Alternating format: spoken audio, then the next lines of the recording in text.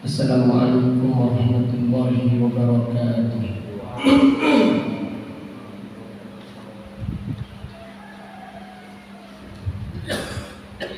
Innal hamdalillah nahmaduhu wa nasta'inuhu wa nastaghfiruh wa na'udzu billahi min shururi anfusina wa min sayyiati a'malina. من يهده الله فلا مضل له ومن يضلل فلا هادي له وأشهد أن لا إله إلا الله وحده لا شريك له وأشهد أن محمدا عبده ورسوله. أما بعد فإن أصدق الحديث كتاب الله وخير الهدي هدي محمد صلى الله عليه وسلم وشر الأمور محدثاتها وكل محدثة بدعة وكل بدعة ضلالة وكل ضلالة في النار. اللهم فقهنا في الدين. اللهم إنا نسألك علما نافعا ورزقا طيبا وعملا متقبلا. اللهم إنا نعوذ بك من علم لا ينفع ومن قلب لا يخشع ومن نفس لا تشبع ومن دعوة لا يستجاب لها. Alhamdulillah, pada pagi berbahagia ini,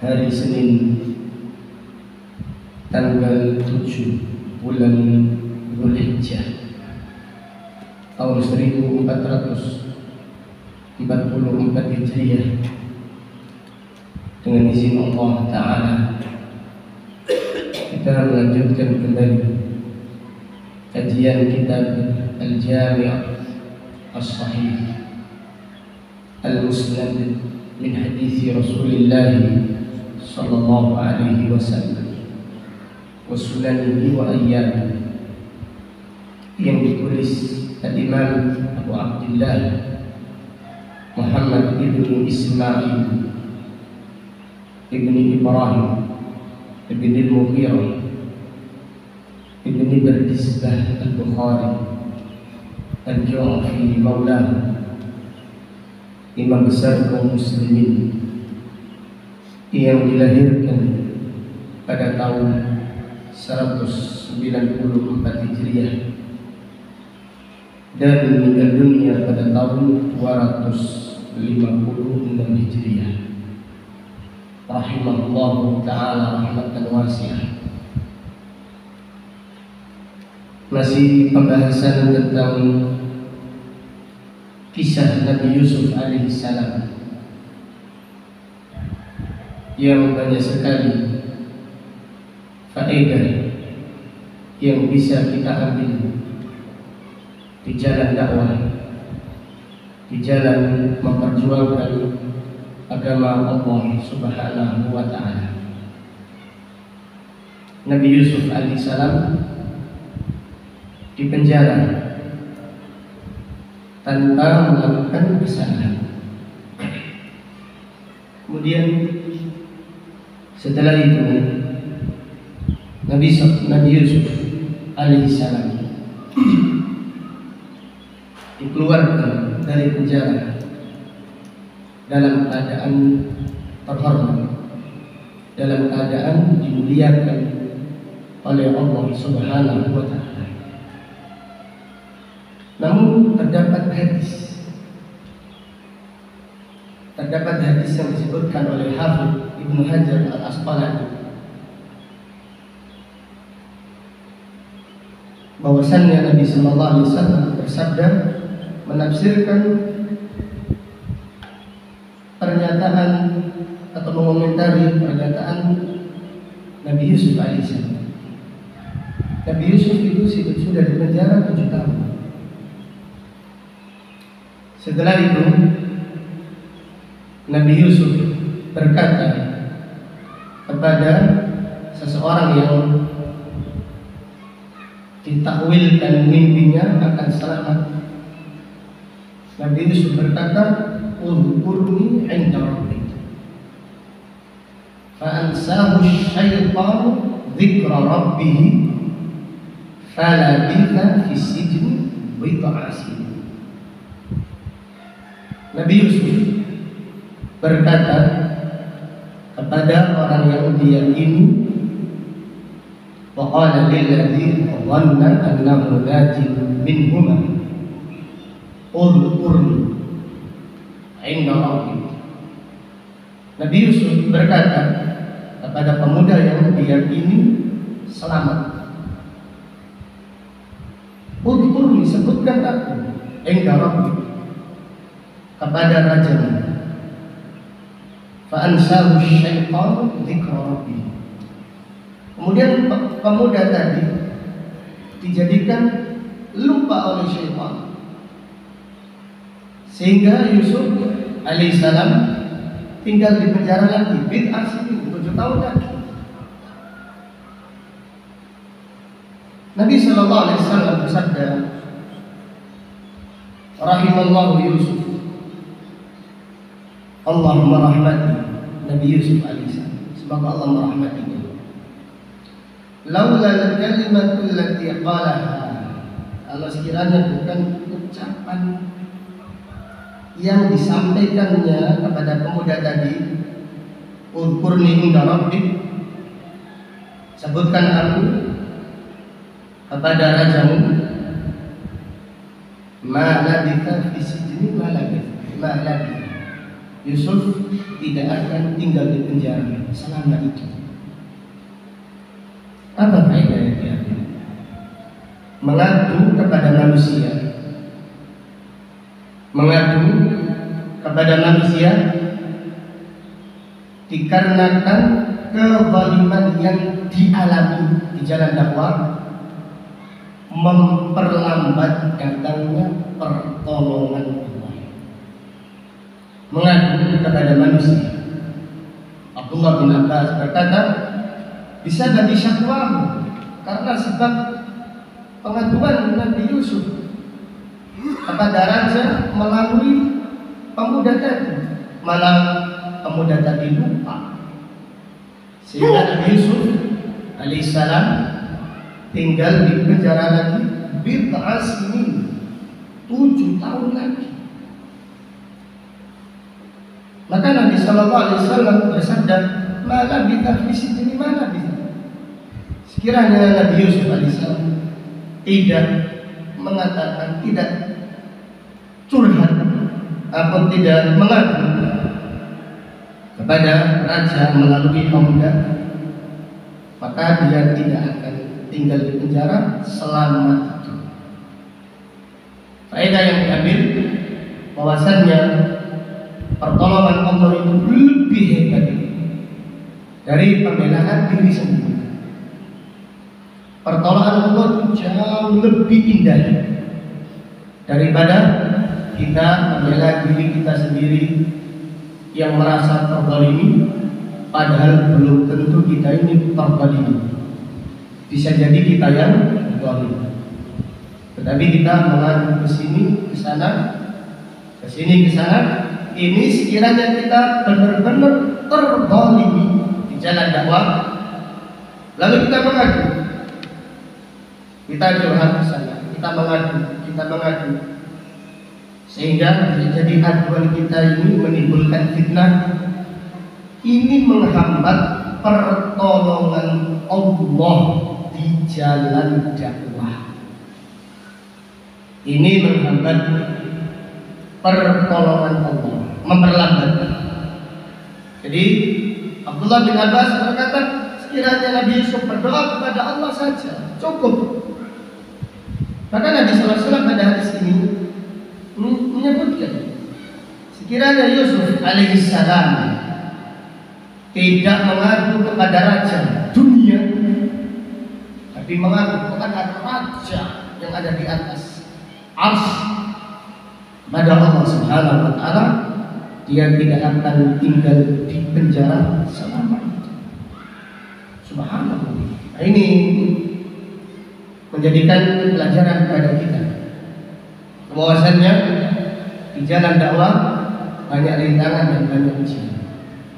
Maka janganlah kita mengadu kepada seseorang yang dikhawatirkan timbul fitnah. Jika kita ada masalah dengan fulan, kemudian kita mengadu kepada orang lain, otomatis orang lain ini benci kepada orang yang kita ada masalah. Dalam kita belajar, tanyakan kepada sahabat-sahabat kita yang ikhlas, yang mengajarkan, membimbing, mengingatkan kita untuk ikhlas, mengingatkan kita untuk sabar, untuk yakin bahwasanya pertolongan Allah itu amat sangat indah. Kenapa? Karena curhat, karena mengadu yang sifatnya membela diri supaya cepat selesai dari masalah ini, malah tidak cepat selesai, malah menghambat datangnya pertolongan Allah Subhanahu wa taala. Maka ini adalah pelajaran yang sangat berharga di jalan dakwah atau di jalan kehidupan kita. Jadi kalau kita ini diganggu oleh orang mengadu kepada Allah, sudah, jangan curhat ke sana, apalagi curhat kepada orang yang kita curhati tanpa benci, kepada orang yang ada masalah dengan kita. Berarti kita ini adu domba. Kecuali kalau kita curhat kepada orang yang objektif. Setelah kita curhat, tidak menjadikan fulan ini benci kepada orang yang ada masalah dengan kita. Untuk meminta yaitu arahan supaya lebih kuat lagi, supaya lebih sabar lagi. Jadi intinya kita ini masih bodoh di jalan dakwah, masih banyak ilmu yang perlu kita gali lagi. Di antaranya jangan tergesa-gesa, karena tergesa-gesa itu memperlambat datangnya pertolongan Allah. Kalau kita ini sabar, orang sabar kadang-kadang itu melampiaskan emosi sesaat itu nikmat. Jadi kalau kita ini merasa diganggu, merasa didolimi, padahal belum tentu kita ini didolimi. Bisa jadi kita yang apa? Dolim, tapi kita merasa didolimi. Kemudian kita meluapkan kemarahan kita, berani, puas, sembuh.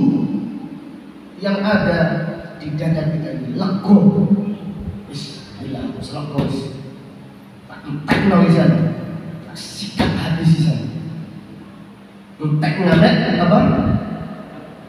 Kurang boleh, ya entek ngamet kurang boleh, utang bisa.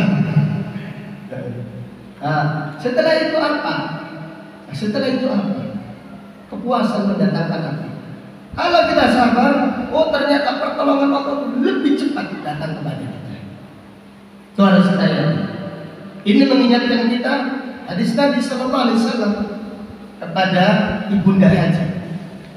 Ibunda Hajar ketika melihat air sudah mulai merembes, kalinya air tersebut tergesa-gesa dia. Nabi Sallallahu Alaihi Wasallam bersabda, rahimallahu umma Ismail. Semoga Allah merahmati Ibunda Hajar, ibunya Nabi Ismail. Lau tarakatuhu, kalau dia membiarkan, Allah sudah menolong dia. Sabar dikit, jangan tergesa-gesa. Lakana ainan ma'ina, maka Zam-Zam ini gak jadi sumur Zam-Zam, tapi jadi sungai Zam-Zam yang keras. Allahu Akbar. Jadi tergesa-gesa itu menghambat pertolongan Allah Subhanahu wa taala. Demikian pula mengadu kepada manusia ini menghambat datangnya pertolongan Allah, memperlambat. Jadi sekiranya Nabi Yusuf tidak mengadu kepada raja melalui pemuda yang ditakwilkan mimpinya. Maka Nabi Yusuf alaihissalam tidak akan tinggal di penjara, yaitu kurang lebih 14 tahun. Mungkin cukup 7 tahun tinggal di penjara, setelah itu segera keluar. Tapi karena Nabi Yusuf mengaku, ditambah lagi 7 tahun. Demikian. Jadi hendaklah kita bersabar. Hendaklah kita bersabar di jalan dakwah, di jalan kehidupan menuju Allah Subhanahu wa Ta'ala.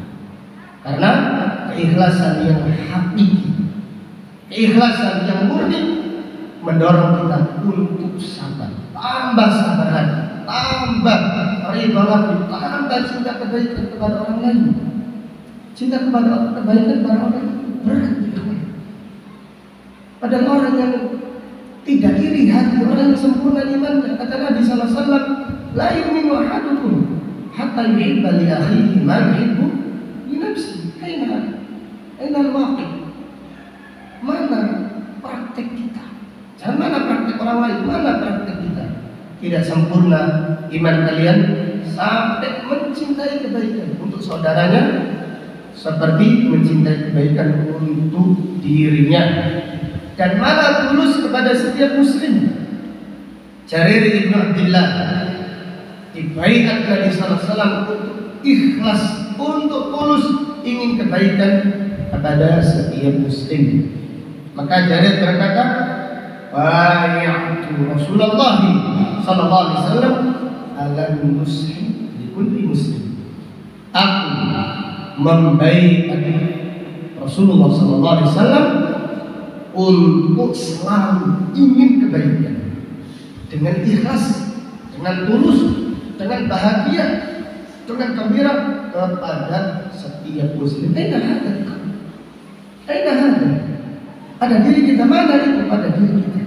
Maka kita senang dengan kebaikan yang didapatkan saudara-saudara kita, sahabat-sahabat kita. Atau kita masih menyimpan rasa dongkol dan iri hati, maka itu semua menghambat pertolongan Allah Subhanahu wa Ta'ala. Jadi kisah Nabi Yusuf alaihissalam adalah kisah yang sangat menakjubkan, yang banyak sekali pelajaran-pelajaran berharga yang bisa diambil. Dan hadis berikutnya lagi-lagi tentang kisah Nabi Yusuf alaihissalam yang terdapat pelajaran yang sangat penting, pelajaran yang sangat berharga, supaya kita jadikan yaitu panduan hidup kita menuju Allah Subhanahu wa Ta'ala. Qala Imam Al-Bukhari rahimahullah, haddatsana Muhammad bin Salam qala akhbarana Ibnu Fudayl qala haddatsana Husainun an Syaqi an Masruq qala sa'altu Umman wa hiya ummu Aisyah lama qila fiha ma qila. Masruq bertanya kepada Ummu Ruman. Ummu Ruman itu ibunya Aisyah radhiyallahu anha. Jadi Masruq seorang tabi'in yang dekat hubungannya dengan keluarga Abu Bakar As-Siddiq radhiyallahu anhu. Masruq ini bertanya kepada ibunya Aisyah tentang tuduhan yang dialami oleh Aisyah radhiyallahu anha. Qalat bainama Aisyah ma'a jalisatan.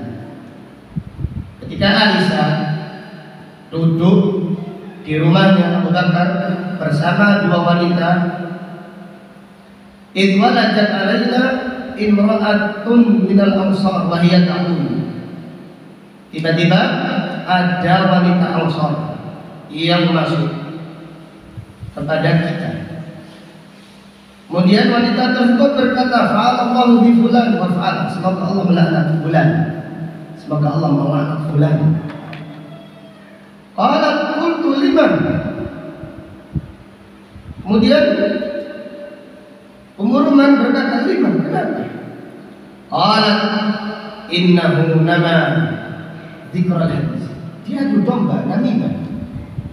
Lalu disebutkan, dia menyebutkan tentang Aisyah radhiyallahu anha, istri Nabi sallallahu alaihi wasallam, demikian. Maka wanita Ansar itu melaknat fulan, laknatullah alaihi. Istrinya Nabi sallallahu alaihi wasallam kok dituduh demikian. Faqalat Aisyah ketika itu bertanya, ayo hadis, kisah apa sih sampai menjadikan Anda melaknat fulan? Fa'akhbaratha. Lalu wanita Ansar tersebut bercerita kepada Aisyah, wahai Aisyah, engkau ini disebarkan fitnah berzina dengan fulan. Kemudian Aisyah bertanya, qalat fasami'a Abu Bakar Rasulullah sallallahu alaihi wasallam. Aisyah bertanya, apakah Abu Bakar dan Rasulullah sallallahu alaihi wasallam mendengar kisah ini? Qalat na'am. Wanita Ansar berkata, iya. Abu Bakar tahu tuduhan kecil. Nabi sallallahu alaihi wasallam juga tahu berita ini. Fakharat maghsyiyan 'alaiha. Aisyah langsung pingsan. Jadi manusia yang paling atau wanita yang paling dicintai Nabi sallallahu alaihi wasallam dan juga dicintai oleh Allah Subhanahu wa taala. Ujiannya sangat berat. Kita ini diuji ringan saja merasa menjadi orang yang paling menderita. Kita ini diuji ringan. Tapi masya Allah, naudzubillah, maka kita hendaklah memperbaiki diri kita. Supaya apa? Supaya pertolongan Allah itu cepat. Supaya Allah Subhanahu wa taala menolong seseorang di jalan dakwah. Fama afaqat illa waliha umman binafi. Tidaklah Aisyah itu siuman dari kumisannya kecuali demamnya itu sangat menggigit panas. Faja'a Nabi sallallahu alaihi wasallam faqala ma li hadhihi. Nabi sallallahu alaihi wasallam datang. Kemudian beliau bertanya, kenapa? Apa yang terjadi pada Aisyah? Qultu Umruman menjawab, Umar akhadatha min ajli hadithin tuhadditha bihi. Umruman berkata, ya Rasulullah, Aisyah ini pingsan karena gosip yang telah tersebar. Faqa'adat faqala. Kemudian Aisyah duduk. Ketika itu Nabi sallallahu alaihi wasallam berkata kepada Aisyah, wahai Aisyah, in kunti bari'atun fasayubarri'ukillah. Wahai Aisyah, katakan kalau kamu itu tidak melakukan, Allah yang akan mensucikanmu. Wa in kunti almamti bidzambin fastaghfiri. Jika kamu untuk berdosa, lakukannya oleh Aisyah. Beristighfarlah kepada Allah, karena Allah akan mengampuni dosamu jika kamu mengakui kesalahan. Subhanallah. Nabi sallallahu alaihi wasallam tidak tahu ilmu hadis. Kemudian 1 bulan Nabi sallallahu alaihi wasallam diuji oleh Allah. 1 bulan belum turun wahyu tentang perkara Aisyah. Sampai-sampai Nabi sallallahu alaihi wasallam berkata kepada Aisyah, jika kamu benar-benar melakukan istighfar Aisyah. Sesungguhnya orang itu kalau melakukan kesalahan lalu dia kembali dan bertobat kepada Allah, Allah menerima tobatnya. Faqa'ad. Mendengar pertanyaan ini, Aisyah langsung duduk. Awalnya tidak bisa duduk, langsung bangkit dari tidurnya, duduk. Faqala wallahi la in halaftu la tusaddiqunani walakin ittadabtu la taqdirunani. Demi Allah, jika aku bersumpah tidak melakukannya, kalian tidak percaya. Kalau aku meminta udzur, tidak mungkin kalian memberi udzur, karena berita ini sudah tersebar. Di dalam riwayat yang lain Aisyah berkata, kalau aku mengatakan aku melakukannya, baru kalian percaya. padahal aku tidak melakukannya. Tetapi jika aku mengatakan tidak melakukannya, kalian tidak akan percaya. Kenapa? Karena berita ini sudah tersebar kalau aku melakukannya. Aku tidak punya jawaban. Famatsali wa matsalukum kamatsali Ya'qub wa bani. Perumpamaan aku dengan kalian seperti perumpamaan Nabi Ya'qub alaihissalam terhadap anak-anaknya. Nabi Ya'qub berkata, "Fasabrun jamil." Aku tidak mengatakan apa-apa, kata Aisyah. Aisyah berkata dalam riwayat yang lain, "Fantamastu Abu Yusuf." Aku mencari namanya Abu Yusuf, tidak keluar. Jadi ketika itu Aisyah masih kecil. "Fantamastu isma Abi Yusuf."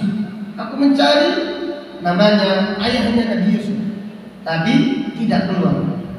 Maka Aisyah berkata, aku tidak bisa mengatakan kecuali yang dikatakan Abu Yusuf kepada anak-anaknya, fasabrun jamil. Sabar yang jamil. Sabar yang jamil artinya apa? Sabrun bila syakwa. Laki-laki. Allahu Akbar. Sabar yang indah adalah sabar tidak mengadu. Fasabrun jamil. Wallahul musta'an ala ma tasifun. Dan hanya Allah tempat pemohon pertolongan dari sifat dan perbuatan kalian. Para ulama mengomentari. Jadi kemudian di sini fansarafa Nabi sallallahu alaihi wasallam. Kemudian Nabi sallallahu alaihi wasallam pergi. Fa anzalallahu ma anzala. Ketika itu turun, sebelum Nabi sallallahu alaihi wasallam keluar, tiba-tiba turun wahyu yang menjelaskan sucinya Aisyah radhiyallahu anha. Kemudian setelah itu Nabi sallallahu alaihi wasallam bergembira, wajahnya berseri-seri ketika turun wahyu yang disebutkan di dalam surat An-Nur. Fa akhbaraha. Kemudian Nabi sallallahu alaihi wasallam mengabarkan kepada Aisyah, wahai Aisyah, Allah menurunkan wahyu bahwasanya engkau itu suci. Kemudian Abu Bakar As-Siddiq dan Ummu Ruman berkata kepada Aisyah, "Umi ila Rasulillah sallallahu alaihi wasallam." Bangkitlah, peluklah Nabi sallallahu alaihi wasallam. Aisyah berkata, "La aqum, aku tidak akan berdiri untuk memeluknya. La ahmaduka, aku tidak memujimu wahai ayah. Wala ahmadu Rasulullah sallallahu alaihi wasallam. Aku tidak memuji Rasulullah SAW. La ahmadu illallah. Aku tidak memuji kecuali hanya memuji kepada Allah Subhanahu wa taala. Maka di sini disebutkan Aisyah bihamdillah la bihamdi ahad. Segala puji hanya milik Allah, tidak milik seorang pun juga. Aku tidak memujimu, aku tidak memuji Rasulullah sallallahu alaihi wasallam, dan aku tidak memuji kecuali hanya kepada Allah Subhanahu wa taala. Jadi lihatlah jalan dakwah. Banyak sekali ujian. Bayangkan bagaimana keluarganya Rasulullah SAW diganggu dengan tuduhan yang sangat kecil. Padahal Aisyah adalah wanita yang suci, wanita yang sangat dicintai Allah Subhanahu wa taala, bahkan seorang istri yang paling dicintai oleh Rasulullah sallallahu alaihi wasallam. Namun demikianlah manusia yang paling tinggi iman. Semakin tinggi iman seseorang, semakin berat cobaannya. Akan tetapi, fa inna ma'al usri yusra. Setiap kesulitan pasti akan mendatangkan kemudahan. Setiap kesulitan pasti akan datang kemudahan. Pada akhirnya Allah Subhanahu wa taala menurunkan Al-Qur'an yang menjelaskan sucinya Aisyah radhiyallahu ta'ala. Allah Subhanahu wa taala menurunkan Al-Qur'an yang menjelaskan sucinya Aisyah radhiyallahu ta'ala. Kemudian para ulama mengomentari pernyataan Nabi Ya'qub alaihissalam. Nabi Ya'qub alaihissalam ini berkata kepada anak-anaknya, "Qala inni la yahzununi an tadhhabu bi wa akhafu an ya'kulahu dhi'bu wa antum anhu ghafilun. Aku ini khawatir kalau kalian pergi membawa Yusuf. Aku khawatir Yusuf ini akan dimakan apa? Serigala. Di saat kalian lalai sedang asik-asiknya kalian bermain. Jadi seorang itu diberi bala sesuai ucapannya.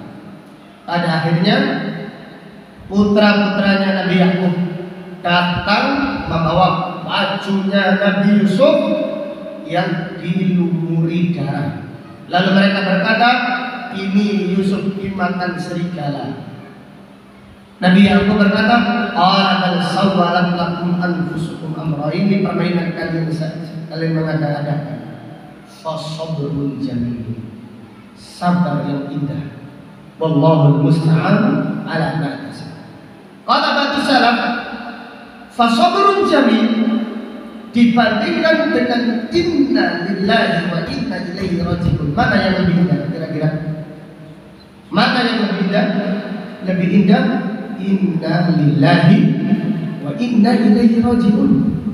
Sekiranya Yakub alaihissalam mengetahui inna lillahi wa inna ilaihi raji'un, dia pasti akan mengucapkannya.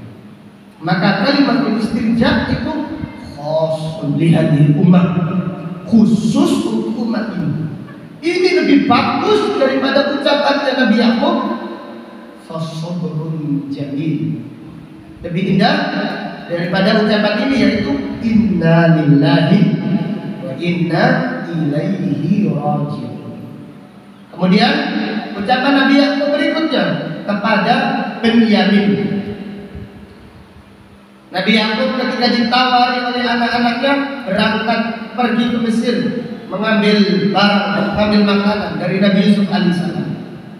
Dan ketika itu Nabi Yakub dan mereka anak-anaknya belum tahu ternyata menteri yang ada di Mesir itu Nabi Yusuf. Nabi Yakub alaihissalam berkata kepada anak-anaknya, qala hal amanukum alaihi illa kama amintukum ala akhihi min qabl fallahu khairul hafidha wa huwa arhamur rahimin. Apakah aku mempercayakan Binyamin kepada kalian seperti aku mempercayakan saudaranya yaitu Nabi Yusuf kepada kalian? Wallahu khairul hafidha, Allah sebaik-baik penjaga, wa arhamur rahimin, dan dia adalah zat yang paling maha pengasih. Jadi Nabi Yakub alaihissalam lagi-lagi seudon kepada anaknya, tidak yakin. Jadi dia berprasangka kalau anaknya pergi nanti akan hilang. Sesuai dengan prasangka Nabi Yakub alaihissalam, akhirnya Benyamin juga pun pergi juga. Benyamin juga pergi juga pada akhirnya. Fasabrun jamil. Ketika Nabi anak-anaknya kembali, qalu ya abana inna ibnaka saraq. Wahai ayah, anakmu itu mencuri. Wa ma syahidna illa bima 'alimna wa ma kunna lil ghaibi hafidhin was'alil qaryata allati kunna fiha wal 'ira allati aqbalna fiha wa inna lasadiqun. Qala bal sawwalat lakum anfusukum amran fasabrun jamil. Nabi Yakub juga mengatakan fasabrun jamil lagi. Sedih. Dan itu akibat prasangkanya. Setelah kehilangan dua anak, Nabi Yakub yakin anaknya akan kembali. Nabi Yakub berkata, asallahu ayyatiyani bihim jami'an innahu huwal alimul hakim. Semoga Allah mendatangkan kepadaku dua-duanya. Kemudian Nabi Yakub berkata, ya bani yadhabu fatahassasu min Yusuf wa akhihi wa la tayasu min rauhillah innahu la yayasu min rauhillah illa al-qawmul kafirun. Wahai anak-anakku, pergilah carilah Yusuf dan saudaranya. Padahal ini sudah kehilangan Nabi Yusuf 40 tahun. Jangan putus asa dari rahmat Allah.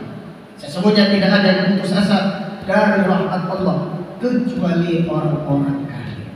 Apa akibatnya? Apa kesudahannya setelah itu? Allah Subhanahu wa taala mendatangkan Nabi Yusuf alaihissalam dan mendatangkan Benyamin. Innal aqibata lil muttaqin.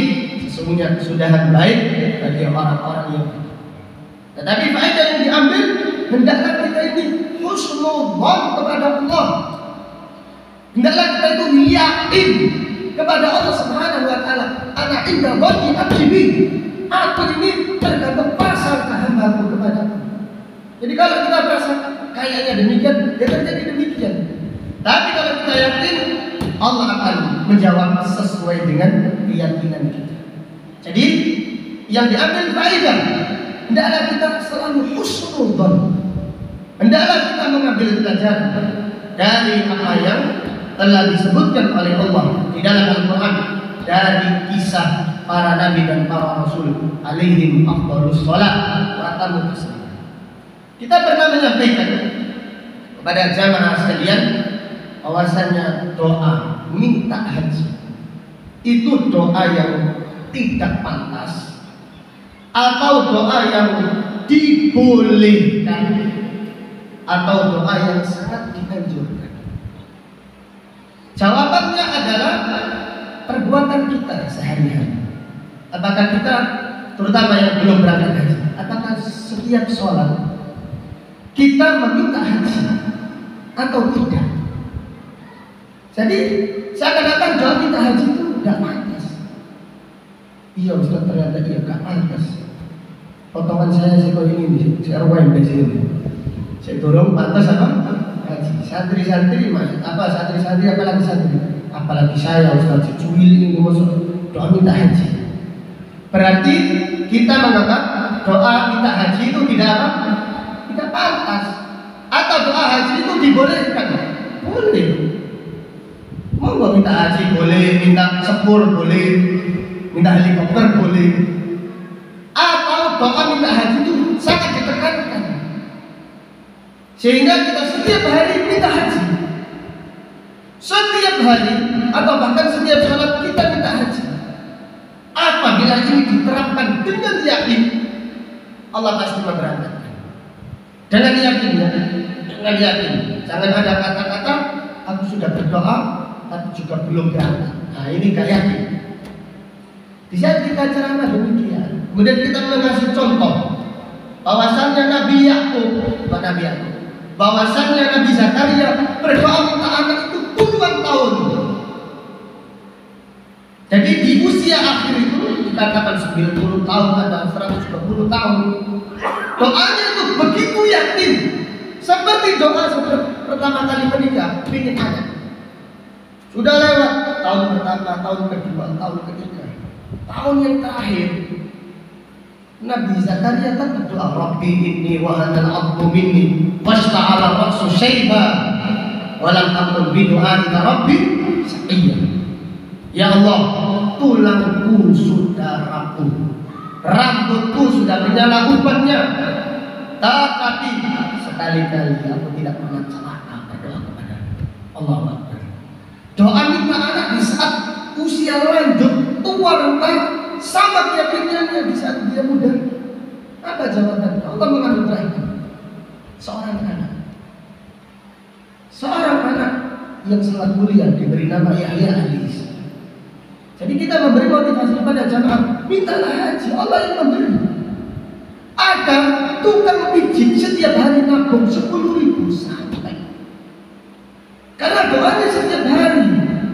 Subhanallah, di saat seperti itu, Sabtu yang lalu, Sabtu malam di pengajian sebenarnya ada orang tua miskin, menangis dia.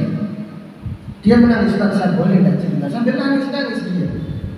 Saya ini miskin, saya miskin, saya ini tidak kaya, saya ini tidak tahu kok berdoa kepingin haji, dan doanya itu aneh juga. Ya Allah, saya minta haji bersama istri, tapi saya tidak punya uang. Ini kalau mungkin jenengan-jenengan mengatakan kapan atas mau itu doa kok seperti itu. Ya Allah, saya minta haji bersama istri, tapi saya tidak punya uang. Gimana ya Allah? Tidak tahu dia mengatakan saya doa seperti ini setiap hari. Tidak tahu, tapi saya yakin. Tiba-tiba setelah 10 tahun diijabahi oleh Allah. Ada orang datang kepada saya, tiba-tiba menawari saya haji. Di Indonesia ada orang menawari haji bukan ajaib. Kalau di luar pondok di Arab itu mungkin masih ada lah, walaupun tidak bisa dikatakan banyak, dia ada atau banyak. Di Arab, di Bahrain itu orang nawari haji itu masih biasa. Di Indonesia nawari haji, apalagi dia itu bukan ustad loh, potongannya tidak ustad. Ditawari haji. Kalau ustad mungkin wajar ya, karena dia seorang ustad belum haji terus jamaahnya kayak diberangkatkan. Ada saya belum haji, tak berangkatkan. Kemudian orangnya tak transfer nanti. Berapa biaya haji? Tak transfer. Ditransfer langsung, ketika itu biaya haji cuma 30 juta. Kemudian orangnya setelah transfer itu, duit. Gimana istrimu? Sana lah aku berangkat dewi katanya. Istrimu itu gimana? Kasihan istrimu, tak transfer lagi. Sana lah aku berangkat izin. Tidak ada apa-apa. Ya, keyakinan. Orang tergantung keyakinannya. Maka kembali kepada hadis qudsi, ana inda dhanni abdi bi. Aku ini tergantung prasangka hambaku kepada. Jadi sekali lagi, karena kita ini sedang di musim haji, berdoa. Jadi yang belum berangkat, berdoalah setiap hari. Minta haji, Allah yang memberangkatkan. Kalau kamu mulai nabung, silakan nabung. Jangan banyak-banyak, 10.000. Kemudian kalau ada kelebihan rezeki, tambahin lagi. Dan jangan diada-adit. Kalau sudah nabung untuk haji, jangan diada-adit. Gentengnya ngeblok, tabungan hajinya diambil. Itu jangan sampai nanti. Kasih tutup. Anak-anak kecil, pemuda-pemuda yang belasan tahun, doa juga, apa yang salah? Karena doa minta haji itu bukan doa yang apa tadi? Tidak pantas. Ini doa yang sangat mulia. Siapa yang mengatakan tidak pantas itu orang yang sekutu kepada Allah. Orang mengatakan doa minta haji itu doa tidak pantas. Kan dulu terus itu adalah haji. Kan duit itu tadi. Tidak pantas apa ini? Tidak sopan kepada Allah. Kan tidak ada keterangan kayak gitu. Tidak ada keterangan kayak gitu. Bahkan kita dulu ketika masih mahasiswa dinasihati oleh ustaz kita subhanallahu alim hafizahullah wa barakallahu fi ilmihi muhibbu. Kita belajar mana saja dikasih motivasi, mintalah haji. Allah memberkatkan kalian. Allahu Akbar. Padahal masih mahasiswa seperti ini, masih muda-muda. Jadi otomatis santri itu jangankan orang biasa santri, kata tidak pantas itu haji. Pantas sekali itu doa yang sangat mulia. Gak ada orang mengatakan doa tidak pantas kecuali orang yang syukur kepada siapa? Ada apa subhanahu wa ta'ala. Mintalah setiap hari. Mintalah di waktu-waktu mustajab seperti malam terakhir. Mintalah kepada Allah. Allah pasti memberangkatkan, apalagi kita minta dengan apa? Keyakinan. Dan sekali lagi, kalau kita sudah yakin minta sesuatu, jangan mengatakan aku sudah berdoa namun belum dikabulkan. Kadang-kadang kita memotivasi seseorang, semangat ya, doa ya. Dia mengatakan ini sudah doa tapi belum dikabulkan. Ini loh salah ini. Semangat ya, doa ya. Gitu. Jangan doa ya, semangat ya. Sudah doa Ustaz. Berapa? Berbulan-bulan, berhari-hari. Nabi SAW bersabda, Innallaha yastajibu li abdi. Allah mengabulkan doa hambanya.